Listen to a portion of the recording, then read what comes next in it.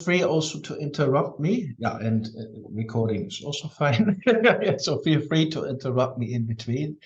It's always fun if there's some interaction going on.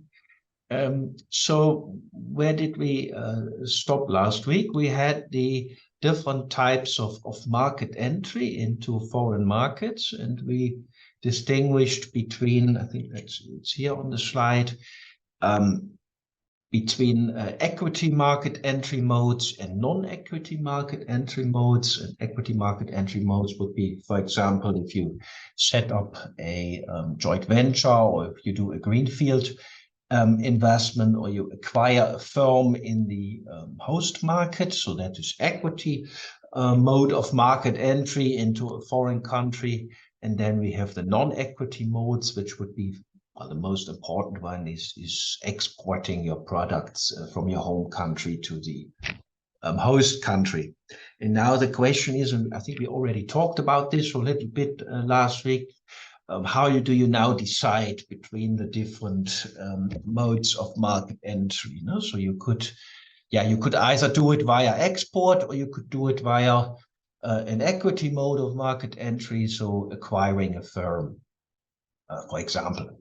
And then there are some systematic, or there are some factors that you just can go through in your checklist and say, okay, for example, how unique is my product? What is the degree to which it should be customized to the national market which you want to enter? Now, if you want to enter, let's say, the US, and the product in the US has to look very much different than the product in your home country. It's still the same product, but it needs to be tailored to the US, and you want to learn how this needs to look like in the US, then maybe it's good to acquire a local firm that has the knowledge about how the product is best sold in the US. So that would be one factor that you consider. No? So to what extent is your product a standard product that is the same all over the world, or to what extent does it need to be adapted to the local market? And then we have here some other factors. For example, the amount of risk that you want to take. Exporting is more flexible and associated with less risk, because, I mean, if it doesn't work, you just stop to export. You haven't invested a lot in acquiring a firm or setting up a greenfield investment. So of course the equity modes are more cost intensive, more risky, less flexible. So that is the negative aspect of it. On the other hand, they allow you to really tailor your product better to the local markets, and give you more insights also into how these markets work, because you really have a good connection to the local markets. No? So that's the positive aspect of doing an equity investment or an equity mode of market entry. So it's about risk versus control. It's about the resources that you have, the resources that you want to invest. Ultimately, it's about your own financial resources.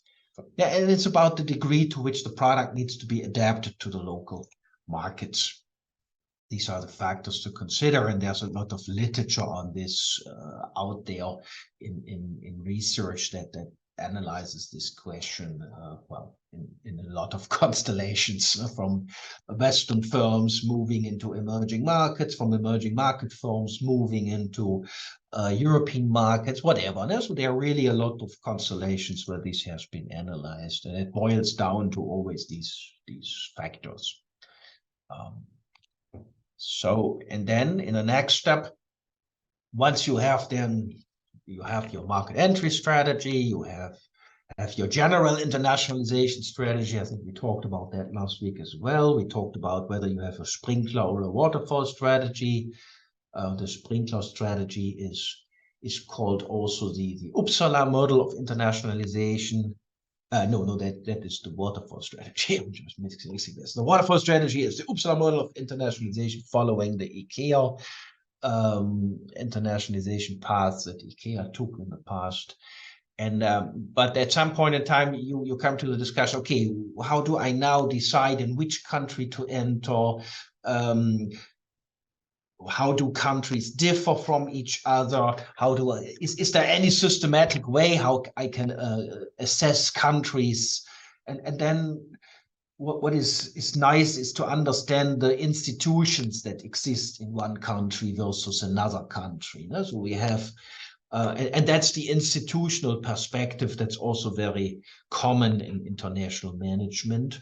So you compare countries with each other and you say, okay, one country is similar to another country if it has the same types of institutions. And yeah, if a country has the same types of institutions, it's easier to enter this market because you already know the institutions of this country. So if there's not much distance between the institutions of your own country and the institutions of the foreign country which you want to enter, then it's easier to enter this country because you know better how the rules of the game are. So let's summarize it like that. And that's the institutional perspective. That's not only used in international management, it's used in many other disciplines as well, but we use it here. We use it here as well. And the general idea is that, well, the more similar the institutions are, the easier it is to enter, the lower is also the uncertainty that you have when you enter the market. And uncertainty, if it's low, that decreases your transaction costs and makes it easier for you to enter the market. And yeah, what types of institutions exist? And I think that's here on the slide. Maybe if somebody wants to enter here and we can maybe discuss some types of institutions. So what types of institutions exist? How can you compare countries with institutions? Any idea? And you can also maybe take your own country, compare it to other countries, or you could take whatever the US, compare it to other countries. So, or Germany, never. How can we compare countries with each other based on the institutions-based perspective? And what types of institutions exist? Who wants to say something?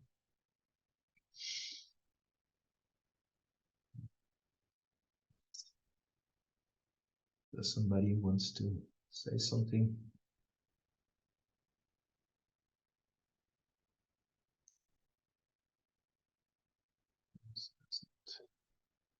Nobody wants to say something, then I just go on mute if you have questions.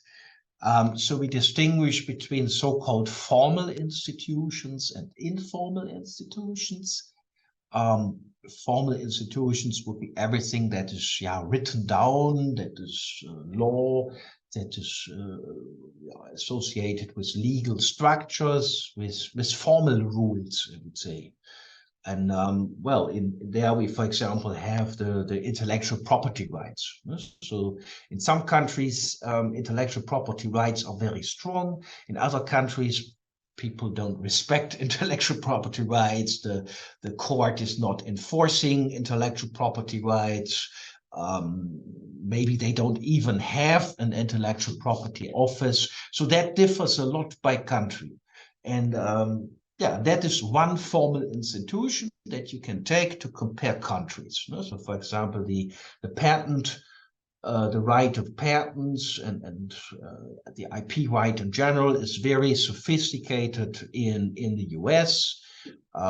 It also is, I would say, very sophisticated in Europe and Japan. These were the first three blocks of countries that introduced IP rights and also enforced them. It's not only important to have them, it's also important to enforce them. So it doesn't, it's not very helpful if you have a patent and nobody cares about it. So you should have a patent, but you should also be able to enforce it, which means if somebody else violates it, then you should be able to put this person that violates your patent rights to the court, and you should receive then damage for the violation of these IP rights. And this is in some countries, a very extreme game in the US. There's high damages that need to be paid. There's a very sophisticated system of IP rights violation.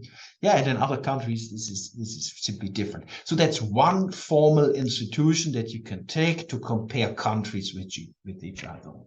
Another one would be, for example, the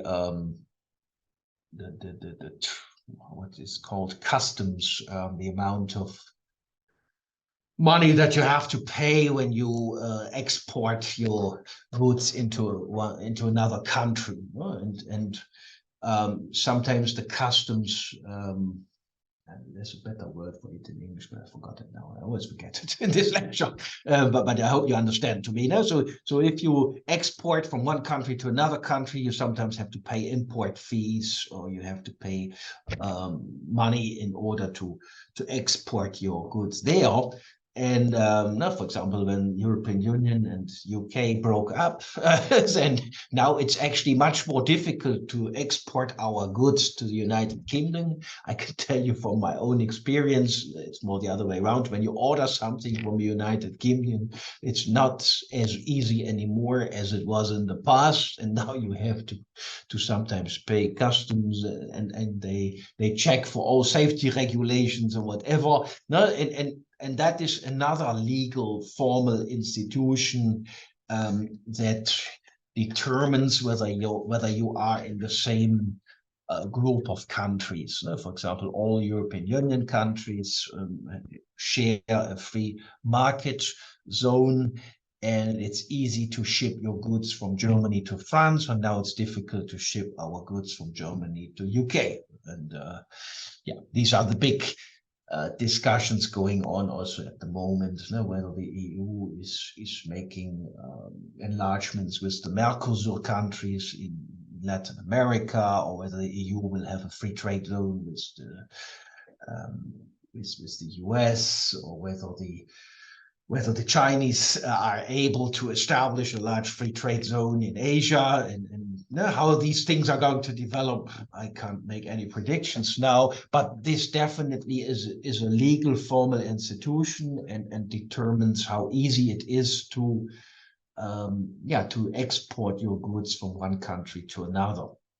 And if these barriers are high, then you're somehow forced to invest via equity mode in the foreign country, and then it's not the decision of whether you do export or not. It's just determined by the institutions, by the legal rights. No? What else? Also, labor laws can differ a lot. No? So that is another important institution. In the US, they have more the idea of hire and fire.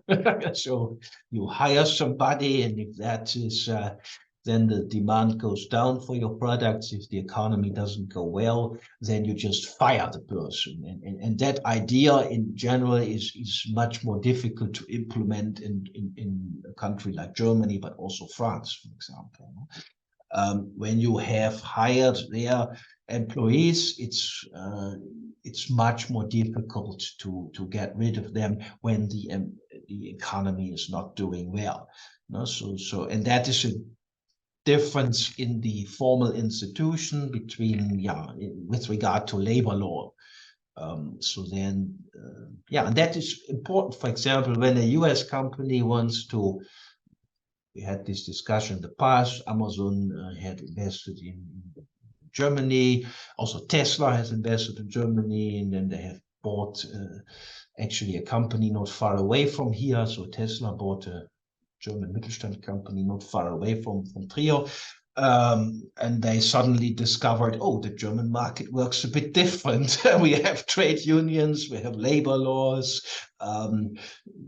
There's it doesn't work like in the US. No? And so the formal institutions differ, and that can impact also, how you set up your foreign market presence. So these are examples of formal institutions.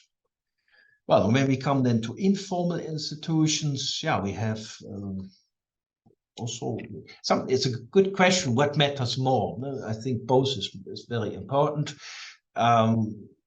religion is one informal institution. No? So when you invest, let's say, in Middle Eastern countries, then yeah, selling alcohol there is probably not the wisest idea. So they have different rules there. They also have different, and that has to do in that case with religion. Also the issue of gender and gender issues might differ a lot by religion and by culture, and yeah, so you need to keep this in mind. It's not always written down in a legal way in some laws, but it is included in the religion and or the culture of the country. So we have religion, but separated from that, we also have culture. So of course, this somehow influences each other, but yeah, these are still two different dimensions. And I'll come in a minute to how we can classify this a little bit. There are ways to classify countries by culture.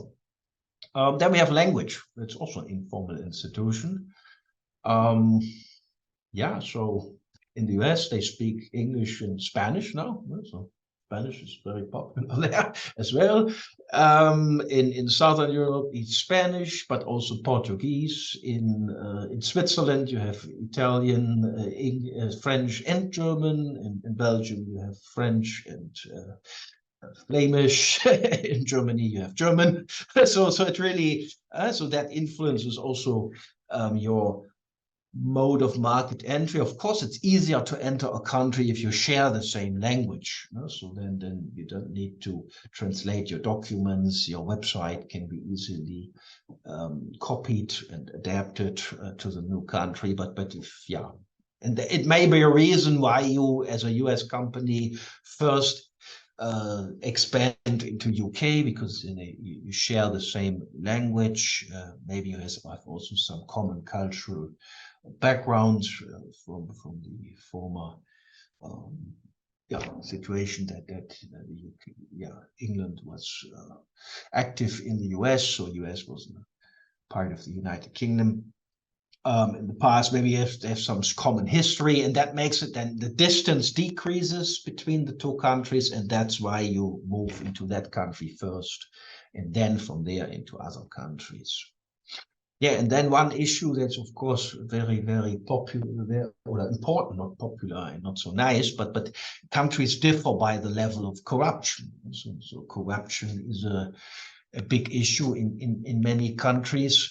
And yeah, it is part of the game. It determines how you have to behave in the country, and you come then maybe from a country where corruption is not so prevalent, and then you want to do business in another country, and you suddenly find out that you never get the licenses that you need.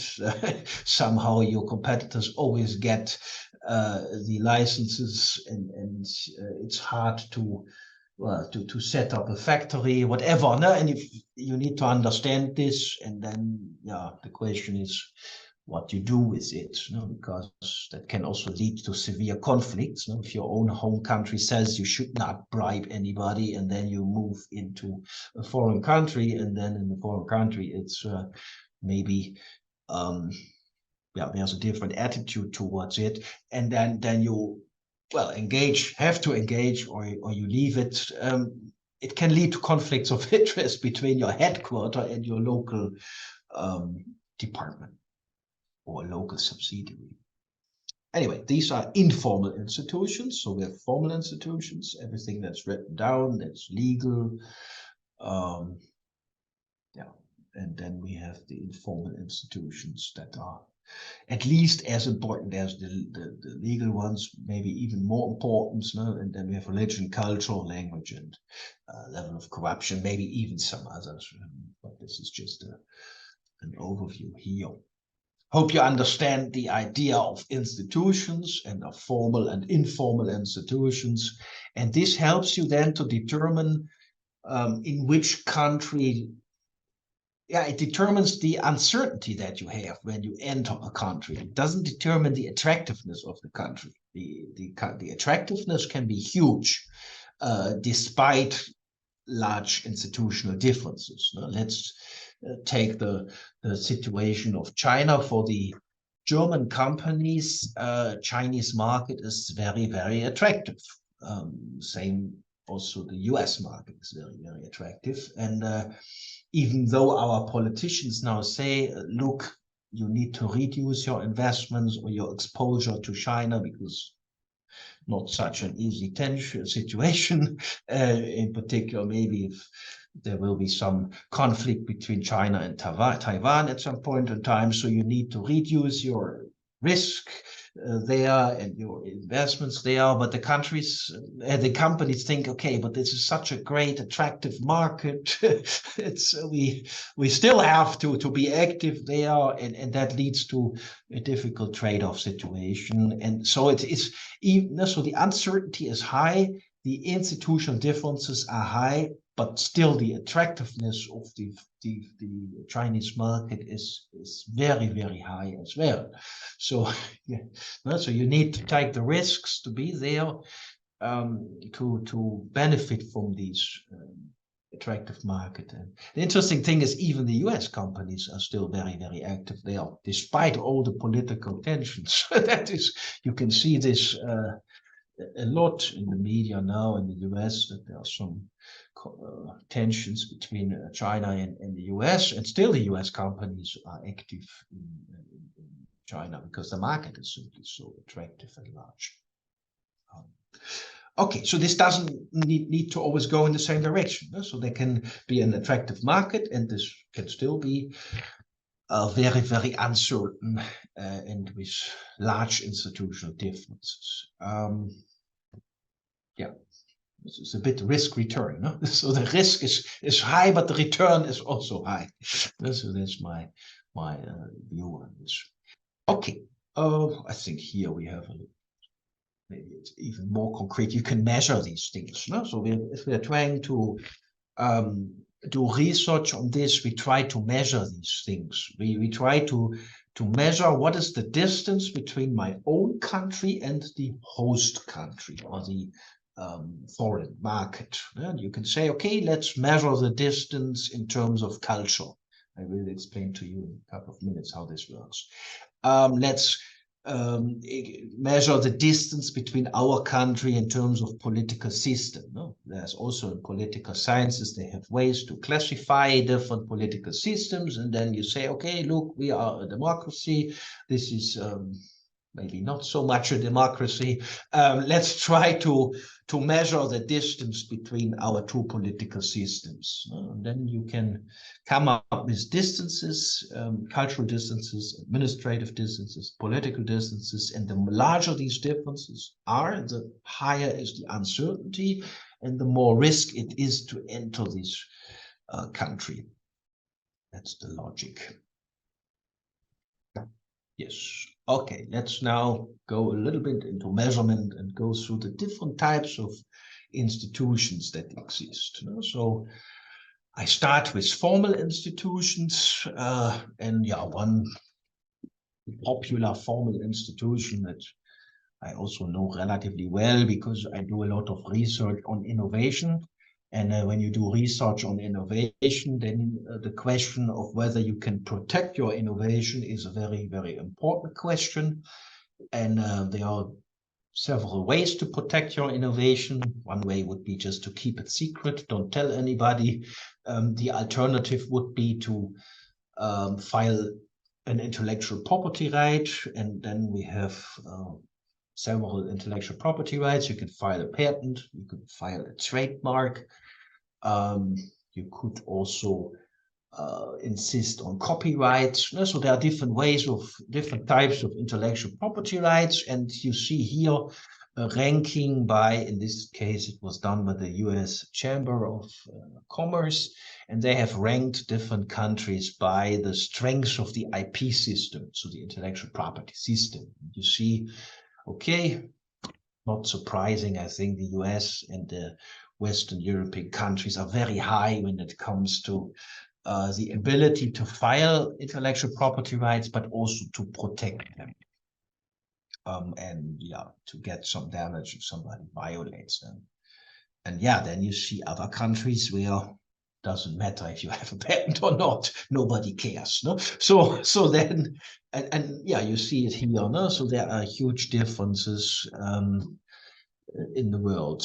And yeah, that's very important. When you decide to enter a market, you enter a market and you go there with your products. And if you cannot protect your intellectual property rights, then yeah, everybody can take your property, can take your products and copy it and sell it under even your name. No?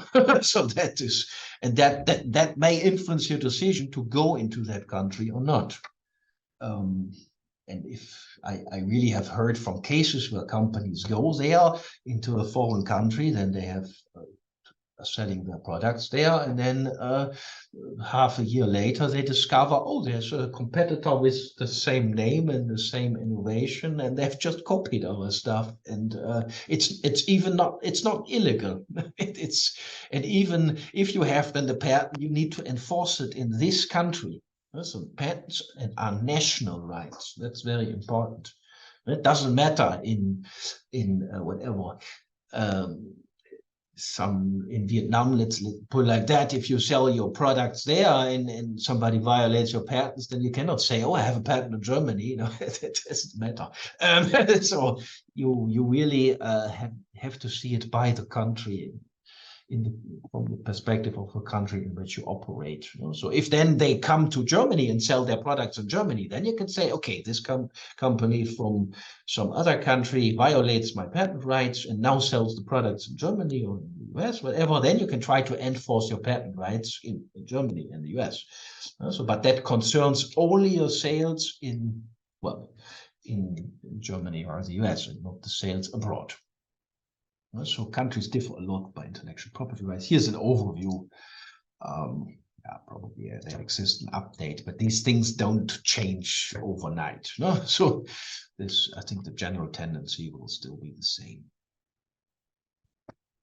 Okay, this is one example of a formal institution, intellectual property rights. Then I now dig deeper into culture as an important informal institution.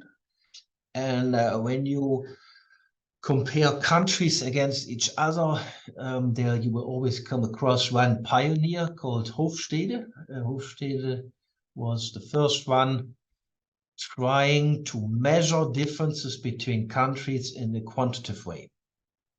So he, at that point in time, worked together with IBM, a large US multinational company that was active in many places in the world.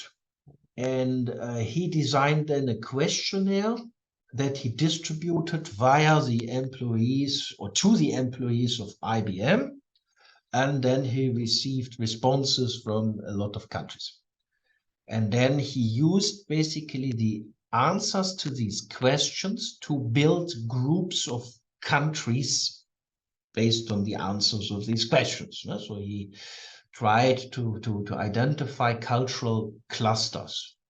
That's what he did in his research, and that's what, and from Hofstede onwards, several other researchers have followed up on his research and tried to find ways to measure differences between cultures and countries through questionnaires. And these questions, I'm not sure if I have the questions exactly here. Do I have them here? No. The questions are about the values that individuals have. So to what extent care individuals in one country, for example, about uncertainty? To what extent do they follow masculine or feminine values? To what extent do they like competition or do they not like competition? To what extent do they always think about themselves or the group, the society, so whether they are collectivistic or individualistic? And many of those questions Hofstede asked to, 117,000 individuals from the IBM from 66 countries. And then based on the answers, he developed then First, he developed 4 dimensions of culture, and then later on he added a 5th one, which he called long-term orientation. And then, yeah, these are the original dimensions that Hofstede developed based on his questionnaire that he distributed all around the world. And yeah, they are originally 4, and then later on he added a 5th one. And I'm not trying to go through these, and I hope that helps you a little bit to understand how you can cluster group countries by these dimensions. So the first dimension is power distance. Power distance measures the extent to which you respect differences in hierarchy. There are some countries where hierarchy is relatively flat. I think Scandinavian countries are like that. So you can just walk into the office of your boss and say, hey, here I am, I have an idea. Or people are not, you don't need to use titles to greet people, or people wear relatively informal clothes. The office of the boss is close to the employees, or so this is countries where the power distance is relatively low and everybody is considered to be on the same level or similar level at least. So that is then power distance is low, and the opposite is power distance is high. Now you can imagine what this means. This means hierarchies exist. Normal employees have no chance to talk to the boss during their entire work time or lifetime. Titles are used. There are really a lot of hierarchies. When somebody from one firm negotiates with another firm, then it's always needed that they are on the same level of hierarchy, etc. So then power distance is high. So this is one dimension according to Hofstede, which you can use to classify cultures. Well, the next one is individualism. So people define their own identity via what they are doing themselves, and not via the group to which they belong.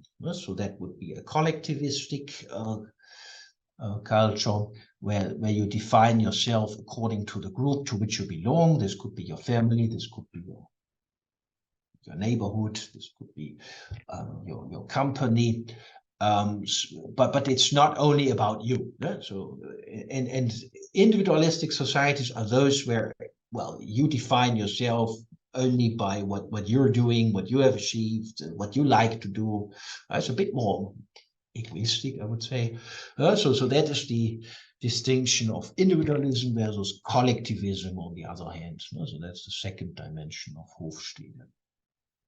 Then he had he called it masculinity. I mean, sure, if you want to call it like that, but he says, okay, if in one culture the values associated with males are typically aggressiveness, decisiveness, competition, if that's valued very much, then these countries have a high level of masculinity. Okay, that was Hofstede. I'm not so sure. I don't like this naming very much, but anyway, that's how Hofstede defined it.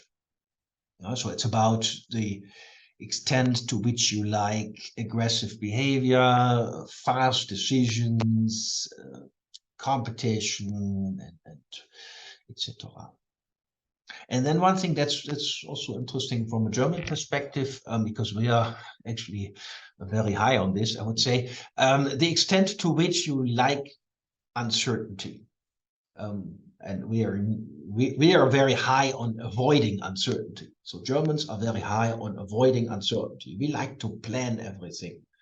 Everything needs to be clear and plannable and written down. You like to take protocols in meetings, so you don't like this uncertainty, and that of course creates a lot of bureaucracy and makes decision making slow. And that is something I can tell you Germans are relatively high on uncertainty avoidance. They really want to avoid these surprises. And there are other countries where this is viewed differently. You are a bit more spontaneous, flexible. You accept that the world cannot be planned. You take it. You take the day as it comes. So you don't organize the day very much. If I would arrive today, like last week, at 9:45, then this is what it is. So in the lecture, so this you're a bit more flexible in this regard, and that is some countries are very strong on uncertainty avoidance. They like to really get rid of every type of uncertainty. Other countries are a bit more strict on that, and etc. Okay, the final thing that he added is long-term orientation.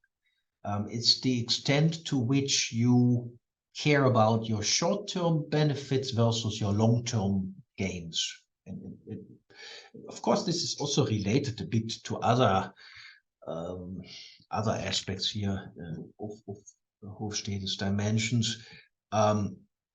But yeah, you emphasize the present versus the future, or the other way around. So people that are high, and cultures that are high on long-term orientation, they save a lot of money to live a good life when they retire from work, and they like to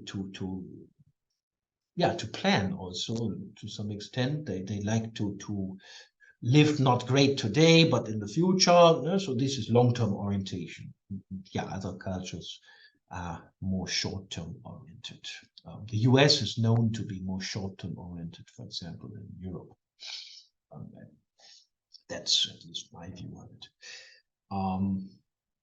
Okay, these are what Hofstede, based on his 117,000 responses from 66 countries, was able to identify. So he identified 5 different dimensions of culture, and then he used these dimensions, and that's the next step, to cluster countries.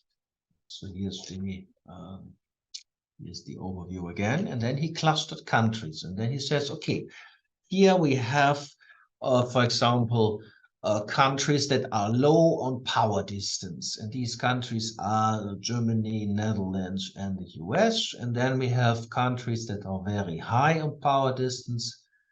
I think France is in the middle. China, I think, is that. I'm not sure. Is that China?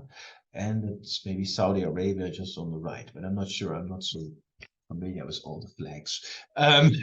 Anyway, the idea is you can use these dimensions to cluster countries. So you have now a cluster of countries which is low on power distance, which would be Germany, the US, and I think it's the Netherlands there.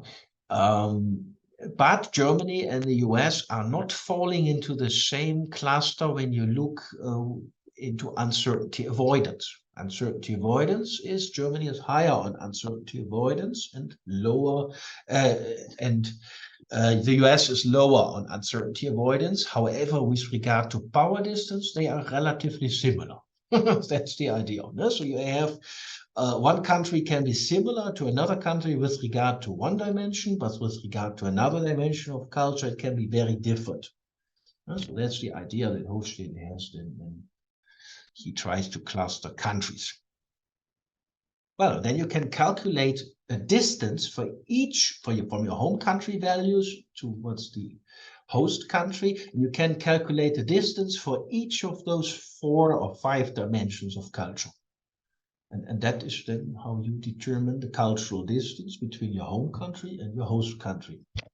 And then you can distinguish between different dimensions, power distance, uncertainty avoidance, and other dimensions. And other researchers, after Hofstede, they have different dimensions. So this is what research then is about. You can either use the Hofstede framework, or you could use the Schwarz framework, or the Globe project, Globe framework. So there are different ways to cluster countries, but the logic is always the same. The logic is you have values, you calculate then the values, the average in your country, compare these to the values in other countries, and then you can calculate distances. And yeah, this is how Hochstetter did it and how others following him have did it as well. And then, yeah, then you find out we have certain countries that always fall into the same box. Germany and Switzerland, Austria are very same. Then you know, I mean, you might have guessed this anyway, but Germany, Austria, and Switzerland share the same language, but they also share a similar culture, and also the Netherlands. I mean, they always say that they are different, but when you do some empirical research, then you find out, okay, yeah, Germany and the Netherlands almost the same. So. And then you find out, for example, Sweden and Denmark are very similar, and then Canada and the US and whatever, no? And then maybe interestingly, then whatever, Spain and Peru, because maybe they share the same language, but they're not in the same continent. So that's interesting. That's why they can also group countries that are maybe similar according to culture, but not located next to each other. So that's of course interesting as well. Anyway, the question is, where do these differences come from? That's another question. Can be based on common history, can be based on a similar religion, can have many reasons, why countries fall into the same cluster. You can now also think about your own country, which country is similar to you in terms of culture. So that's an interesting question, of course, as well. I can tell you Germany and Austria and Switzerland, they always fall in the same cluster. Even though we always have discussions, the Germans are so different than the Austrians and the Swiss. No, that's not true. We fall into the same cluster empirically. Quantitative empirical research tells us we are not so different. Okay, any questions about this? No?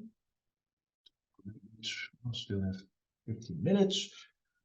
So I introduced you one important formal institution, which was IP rights. I introduced you now one important informal institution, culture, and then there's a final one which you may have come across. That's another informal one called corruption. There's actually an agency in the world that measures this, called Transparency International. I think it's a non-profit organization, I'm not sure. They try to measure the degree to which corruption is a problem, and it's used and accepted in a country. And it's always difficult to ask these questions. How can you find this out? But they have found a clever way to measure these. They don't ask somebody if you have bribed. They ask if you have come across somebody that has bribed. So they don't ask you about your own experience, your own behavior. They ask you whether you have come across situations where this has happened. And then based on these questions and also other sources of data, they have this overview here. Of course, you can maybe update it. This is from 2018. Maybe 2023 looks different than 2018, but you can get data on this, and that's interesting. You can get data on this and compare countries, according to the extent to which corruption is accepted in their country. And you see that there's huge differences across the world, but also within Europe. So it's not that, within the European Union, we also have quite some differences. And it's not that, the best countries are typically the Scandinavian ones, and Germany is also quite okay.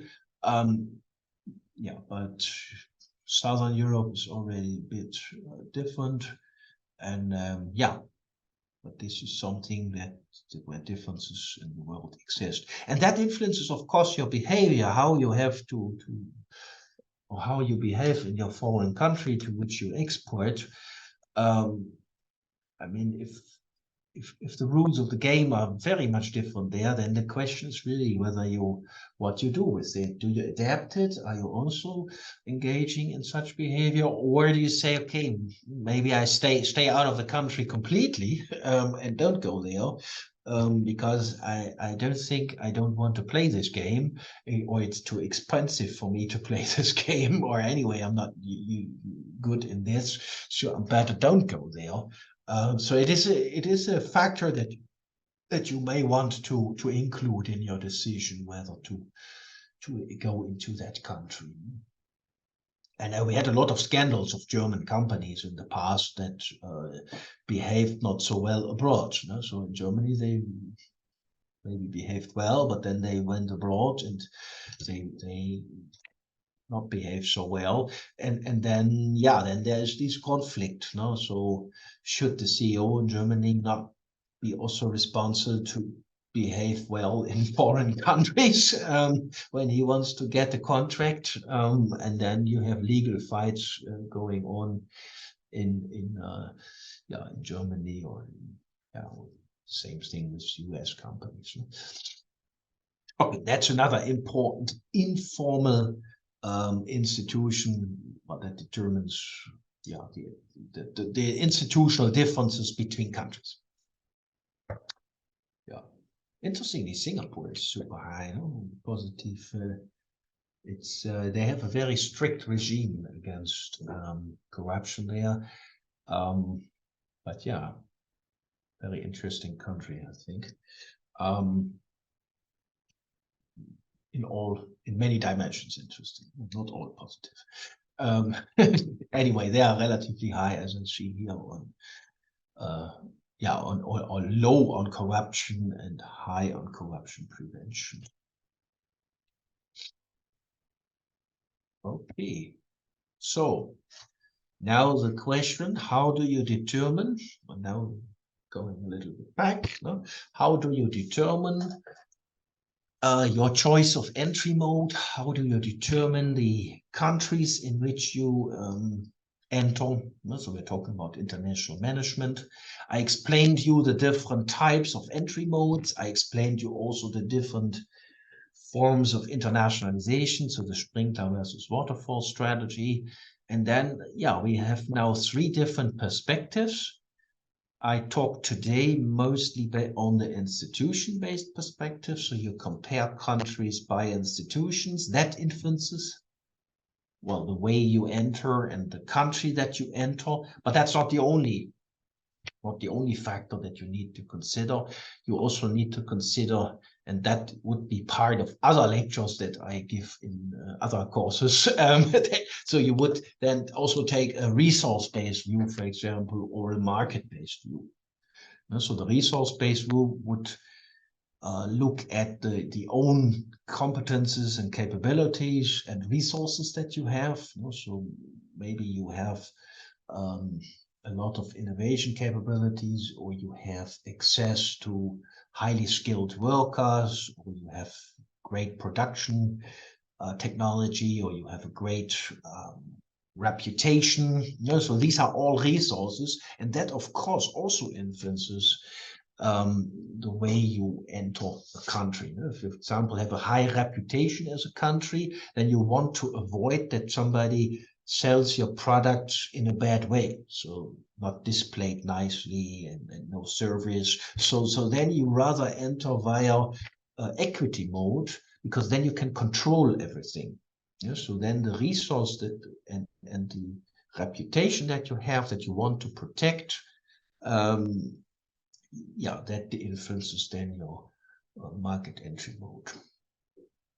That's the resource-based view. Institutions-based view, we have formal and informal institutions.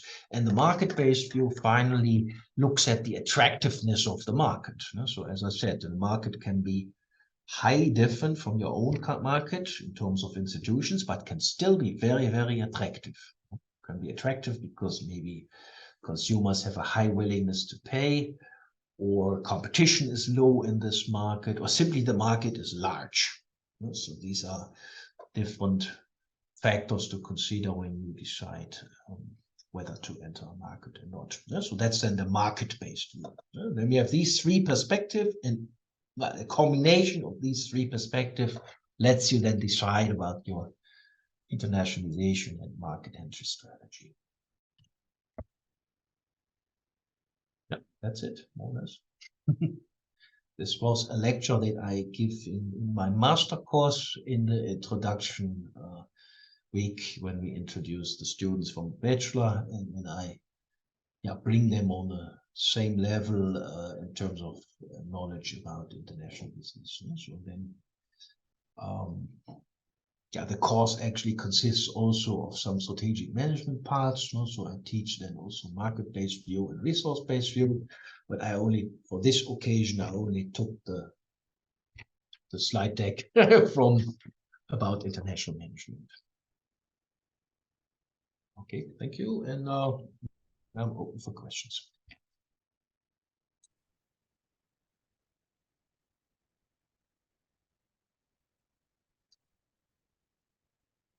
Nobody has a question. Don't want to export. I think everything is clear. Yeah, everything's clear. Yeah, it was relatively quite some content. I guess so. Yeah, everything's clear. And the slides I sent already. So if you shall I send it again, or you have it distributed? Oh, could you please? Shall you I send it to us? I sent it. I think I sent it to Olga. Olga, okay. It's okay. Yeah, then send it to Olga. We will arrange everything. Okay, Thanks. just send it around. It's one lecture, about 30 slides. And, Thanks a lot. I have also lectures about